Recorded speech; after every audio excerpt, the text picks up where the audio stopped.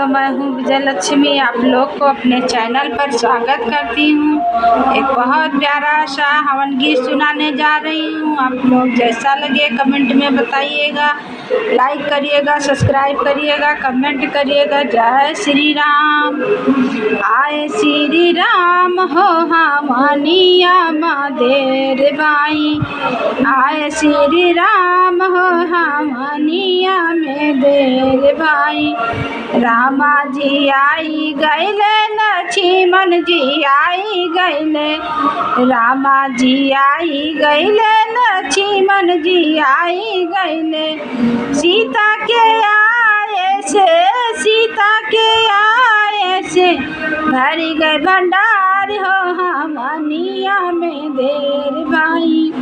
आए श्री राम हो हमानिया में देर भाई, आए श्री राम हो हमानिया में देर भाई। ब्रह्मा जी आई गए, विष्णु जी आई गए, ब्रह्मा जी आई गए, विष्णु जी आई गए।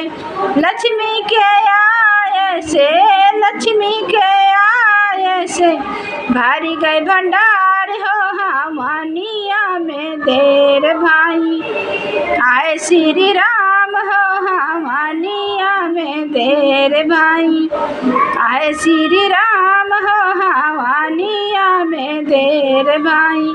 शंकर जी आई गैले, गणपत जी आई गैले, शंकर जी आई गैले, गणपत जी आई गैले।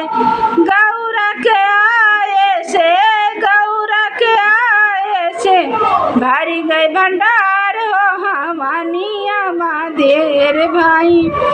आए श्री राम हो हमानिया में देर भाई, आए श्री राम हो हमानिया में देर भाई, आए श्री राम हो हमानिया में देर भाई।